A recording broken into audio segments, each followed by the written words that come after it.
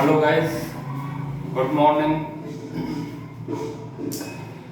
Let us we will explain the some terminology before explaining the elaborate explanation of the law of Mendel's and principles of inheritance. यानी Mendel के नियम और principal explain करने से पहले या genetics पढ़ने से पहले या हेरेडिटी पढ़ने से पहले या कैसे कोई कैरेक्टर अगली जनरेशन में जाता है उसका मैकेनिज्म क्या है, इस चीज को पढ़ने से पहले we will discuss about some terms which are used regularly when we will explain the mechanism of inheritance. Okay, so what is the terminology? One by one we will discuss these terminology and clear cut, because you have clear cut understanding about these terms before explaining the mechanism of inheritance. Okay, so first one is the traits or character. You know that traits or character are any detectable phenotypic property of organism. कोई भी character जो दिखाई दे, detect हो, जो व्यक्त हो किसी organism में, उसको कहते हैं ट्रेट्स और characters. However, a minor difference occurs between traits and character. Okay, character is a full expression of any phenotypic character. Okay, suppose that character is the height of the plant. Height of the plant. कहते हैं तने की लंबाई, height of the plant stem, तने की लंबाई in case of tea plant. So height of the plant, shape of, other example, shape of hair, these are the main character. कुछ व्यक्तियों के हेयर का जो शेप होता है वो कर्लिंग होता है, मुड़ा हो सकता है, कुछ का स्ट्रेट हो सकता है, सीधा हो सकता है, कुछ का थोड़ा अलग हो सकता है. तो शेप ऑफ हेयर क्या है? मेन कैरेक्टर है. और इसके डिफरेंस जो फिनोटाइपिक एक्सप्रेशन है, जैसे मुड़ा हुआ बाल, घुघराला बाल, सीधा बाल, ये कैरेक्टर क्या है? ट्रेट्स है. तो किसी भी कैरेक्टर के कई ट्रेट्स हो सकते हैं, जैसे height of the plant stem in case of tea plant. तो यहाँ पर दो ट्रेट्स, ये तो क्या है? ये दोनों क्या है? कैरेक्टर, क्वालिटी है. बट इसके दो ट्रेट्स इसके होते हैं. एक टॉल स्टेम और एक dwarf stem.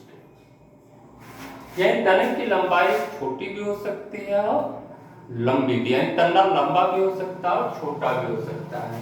So this is the character and this is the alternative traits.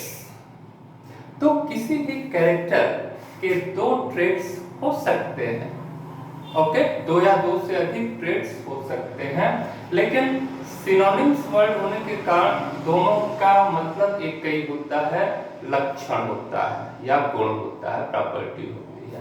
तो इस तरह से कोई भी डिटेक्टेबल फिनोटाइपिक प्रॉपर्टी जो ऑर्गेनिज्म में व्यक्त होता है, और वो व्यक्त कौन करता है? वो जीन व्यक्त करता है या एलिल्स व्यक्त करता है. तो उसको हम कहते हैं ट्रेट्स या कैरेक्टर कहते हैं. लोकस और locus, that is the original place or location of gene or alleles on the chromosome. Suppose that this is the chromosome. This is the chromosome. Okay. So suppose that this is the chromosome on which the gene of height of plant stem are located.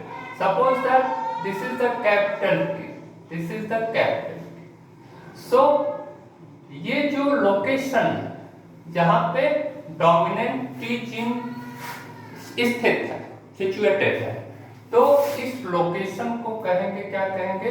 Locus कहेंगे, स्थान कहेंगे। यानी chromosome पे जो original situation होती है किसी gene या एलील की, तो उसको हम कहते हैं लोकस, और लोकी क्या है? प्लूरल वर्ड है। ठीक है। तो तीसरा है एलिस। एलिस क्या है? Alternate form of a gene. हमने बताया आपको कि ये एलिस जो होते हैं, alleles alternate form of a gene होता है। यानी आप जानते हैं कि किसी कैरेक्टर के एक्सप्रेशन के लिए जीन होते हैं, और क्रोमोसोम पर जीन जो है वो हमेशा पेयर में पाए जाते हैं। इसीलिए गैमीट फॉर्मेशन के दौरान ये अलग अलग हो जाते हैं। यानी ये क्या है? Diploid condition. जैसे क्रोमोसोम डिप्लॉय, जैसे ये डिप्लॉयड क्रोमोसोम, ठीक है। तो इस क्रोमोसोम पर क्या है? इस लोकस पे दो एलिल्स है, कैपिटल टी, कैपिटल। तो हम ये कह सकते हैं कि alleles is the alternative form of a gene, and these alleles may be dominant or recessive. ये alleles dominant भी हो सकते हैं या recessive भी हो सकते हैं। अगर दोनों alleles dominant हैं, कैपिटल TT, तो इसको कहेंगे हम, क्या कहेंगे? तो ये alleles क्या व्यक्त करेगा? टॉल। और अगर दोनों एलिल्स क्या है? स्मॉल tt है, तो ये क्या करेगा? ड्वार्फ कैरेक्टर को एक्सप्रेस करेगा। और अगर इन दोनों में से क्या है? एक कैपिटल T है और एक स्मॉल t, तो ये हेटेरोजाइगस कंडीशन होगी। क्यों?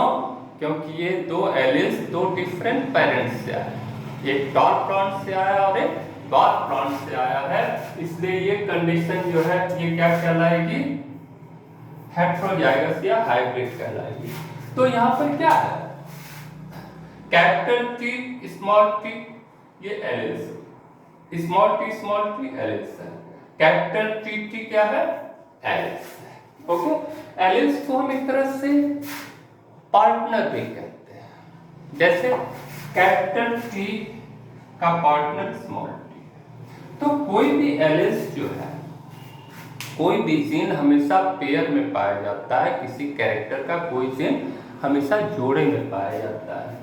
तो इस तरह से alternate form of a gene, ये देखिए एग्जांपल क्या है? कैपिटल T या small, and these alleles may be dominant. यानी कहने का मतलब जो एलिल्स बार बार जनरेशन में अपने को डोमिनेट करता है, एक्सप्रेशन करता है, अपना लक्षण दिखाता है, उसको डोमिनेंट एलिल्स कहते हैं। और जो एलिल्स रुक रुक करके या छिप जाता है, अपना किसी जनरेशन में छिप जाता है और अपना एक्सप्रेशन नहीं कर पाता है, उसको रिसेसिव एलिल्स कहते हैं। डोमिनेंट एलिल्स को कैपिटल से लिखते हैं, रिसेसिव एलिल्स को स्मॉल लेटर से लिखते हैं। नेक्स्ट है होमोजाइगस और प्योर। आप कहते हैं कोई भी एनिमल प्योर वैरायटी में है या इम्प्योर है या हाइब्रिड। ओके, संकर, ये शुद्ध है या हाइब्रिड का मतलब संकर। ओके, सो होमोजाइगस का मतलब क्या होता है कि if any individual have alleles, two identical alleles of a gene, अगर किसी इंडिविजुअल के जाइगोट में किसी कैरेक्टर के दोनों एलील्स अगर सेम, सिमिलर, तो उसको हम कहते हैं होमोजाइगस कहते हैं।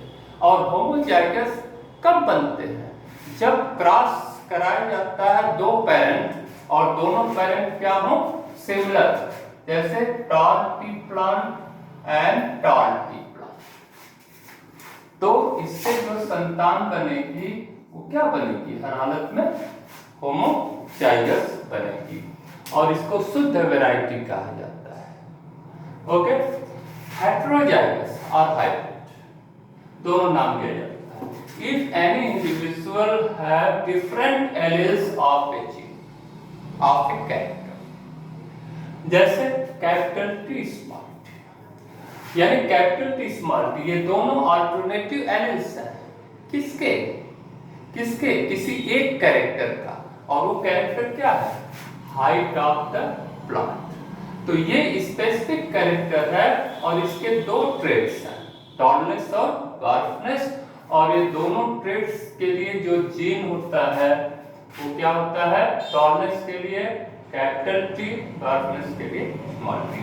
तो किसी इंडिविजुअल के जाइगोट में अगर किसी कैरेक्टर के दोनों एलिल्स डिफरेंट, यानी क्यों, वो दो डिफरेंट पेरेंट्स से आए, जैसे आप पढ़ते हैं ये टॉल प्लांट है, ये ड्वार्फ प्लांट, तो इससे गैमेट आएगा, इससे गैमेट आएगा, तो ये क्या हो जाएगा, ये फर्स्ट जनरेशन में ये हाइब्रिड हो जाएगा या हेटेरोजाइगस हो जाएगा।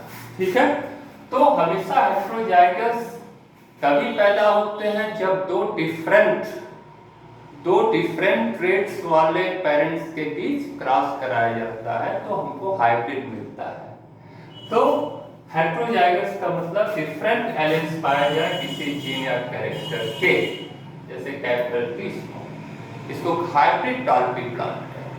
ठीक है, फिनोटाइप, फिनोटाइप का मतलब होता है कि कोई भी कैरेक्टर जब इंडिविजुअल में दिखाई दे, एक्सपोज, एक्सप्रेस, डिटेक्ट, तो उसको कहते हैं फिनोटाइप। और जैसे कि tallness, dwarfness, shape of the hair, colour of the hair, shape of the nose, colour of the skin. ठीक है, तो ये सब चूंकि एक्सप्रेस हो रहा है, दिखाई दे रहा है, तो ऐसे कैरेक्टर को फिनोटाइपिक कैरेक्टर कहते हैं या फिनोटाइप कहते हैं, that is a detectable character, दिखाई देने वाला लक्षण। जीनोटाइप, जीनोटाइप जो होता है किसी भी इंडिविजुअल का जेनेटिक मेकअप होता है, यानी आनुवंशिक जीन ढांचा होता है, यानी जीनोटाइप के द्वारा ही फिनोटाइप एक्सप्रेस किया जाता है। जैसे कैपिटल टी, ये क्या है, होमोजाइगस टॉल टी प्लांट, ये तो जीनोटाइप है, लेकिन इसका फिनोटाइप क्या कहलाएगा, pure tall T plant. Pure tall T plant क्या है, ये बोलेंगे तो क्या कहेंगे, ये फिनोटाइप है। किसका फिनोटाइप है, इस जीनोटाइप का। ये क्या है, हाइब्रिड टॉल टी प्लांट, किसका फिनोटाइप है, इस जीनोटाइप का। ये क्या है, ड्वार्फ टी प्लांट, छोटा स्टेम वाला, ये इस जीनोटाइप का क्या है, फिनोटाइप है। तो किसी भी इंडिविजुअल के जेनेटिक मेकअप को हम कहते हैं जीनोटाइप कहते हैं। नेक्स्ट है हाइब्रिड। हाइब्रिड अभी हेटेरोजाइगस बताया, मैटिंग और crossing between two different parents, यानी दो डिफरेंट पेरेंट्स के बीच जब क्रॉस कराते हैं और दोनों डिफरेंट पेरेंट्स क्या हैं, ट्रेड्स में यानी लक्षण में अलग अलग हो, जैसे जब क्रॉस कराते हैं प्योर टॉल टी प्लांट और प्योर ड्वार्फ टी प्लांट के बीच, तो हमको हाइब्रिड प्राप्त होता है। ठीक है, तो हाइब्रिड जो है संकर कहा जाता है, यानी अशुद्ध होते हैं, अशुद्ध वैरायटी होती है। और आजकल आप जानते हैं कि हाइब्रिड वैरायटी काफी इंपॉर्टेंट होती है, क्योंकि उसमें दो पेरेंट के यूजफुल कैरेक्टर आते हैं, इसलिए आजकल किसान जो है किसी भी क्रॉप प्लांट का हाइब्रिड वैरायटी जो है वो यूज कर रहा है, क्योंकि उसका पैदावार बेहतर होती है, कम लागत उसमें लगती है, कम पानी लगता है, फर्टिलाइजर कम लगता है, जल्दी वो मैच्योर हो जाती है, ग्रेन का फॉर्मेशन हो जाता है, तो इस और डिजीज फ्री होती हैं। तो आजकल हाइब्रिड वैरायटी ज्यादा यूज की जाती है। कैरियर, आप हीमोफीलिया वगैरह हाई स्कूल में पढ़े, कलर ब्लाइंडनेस, तो कैरियर क्या होता है, कैरियर का मतलब ये होता है कि ये heterozygous for a single recessive gene, for a single recessive gene. अगर कोई रिसेसिव जीन, मान लीजिए रिसेसिव जीन को हमेशा स्मॉल लेटर से लिखते हैं, ठीक है। तो मान लीजिए हीमोफीलिया का ये जीन है H, और अगर किसी ओमेन में आप जानते हैं कि लास्ट पेयर जो क्रोमोसोम होता है, ठीक है, एलोसोम वो XX होता है। तो अगर इसके किसी एक सेक्स क्रोमोसोम पर रिसेसिव जीन अगर हो तो उसको हम कहेंगे कि ये स्त्री या ये लड़की क्या है, हीमोफीलिया की वाहक है, कैरियर। और अगर दोनों पे हो जाएगा तो ये क्या है, हीमोफिलिक हो जाएगा। उसी तरह मैन में क्या है, XY होता है। तो मैं चूंकि हीमोफीलिया को हम बता रहे हैं कि ये X लिंक कैरेक्टर है, तो अगर ये जीनोटाइप हुआ तो वो आदमी जो है पुरुष हीमोफिलिक हो जाएगा। लेकिन हमेशा कैरियर कौन होती हैं, वोमेन होती हैं, क्योंकि उनके किसी एक ही क्रोमोसोम पर जीन, उस रोग का जीन, कैरेक्टर का जीन पाया जाता है, तो उसको हम कैरियर कहते हैं। यानी अपना रोग या लक्षण अपने संतानों में देती है। संतानों का मतलब अपने मेल संतान में देती है। तो heterozygous for a single recessive gene, अब ये क्या है, ये हेटेरोजाइगस से क्या कहलाएगा, हेटेरोजाइगस से ये भी कहलाएगा। क्यों, क्योंकि इस पर एक ही X क्रोमोसोम पर हीमोफीलिया का जीन। ओके, और फिर है पेडिग्री। पेडिग्री एनालिसिस एक वर्ड आता है। तो study of heredity of a particular character और particular disease through many generation of a family. ये नई रिसर्च टेक्निक है। जैसे हीमोफीलिया ऐसा रोग है जिसमें ब्लड क्लॉटिंग नहीं होती है, या कलर ब्लाइंडनेस जिसमें लाल और हरे में व्यक्ति अंतर नहीं कर पाता, हरे रंग लाल और हरे रंग में, तो इसका हम स्टडी करते हैं उनके कई जनरेशन में, और ये देखते हैं हम कि ये रोग उनके किस जनरेशन से उसकी शुरुआत हुई। क्योंकि ये रोग म्यूटेशन की वजह से पैदा हुए, तो वो म्यूटेंट जीन जो है, वो म्यूटेंट एलील कहां से, किस जनरेशन से उस फैमिली की शुरुआत हुई, और वो जीन किस जनरेशन से, किस सदस्य से होते हुए, यानी उसमें कौन सी महिला कैरियर थी, कौन सा पुरुष हीमोफिलिक था, ये सारी चीजों का स्टडी, यानी किसी फैमिली में किसी पर्टिकुलर रोग का जनरेशन टू जनरेशन एनालिसिस करना, विश्लेषण करना, इसी को कहते हैं पेडिग्री एनालिसिस, यानी वंश वृक्ष विश्लेषण कहते हैं। सो these are the some terms which are related with the heredity or the principle of inheritance. So you should have a knowledge, clear-cut knowledge, understanding about these words before explaining the law of inheritance. Okay, thank you.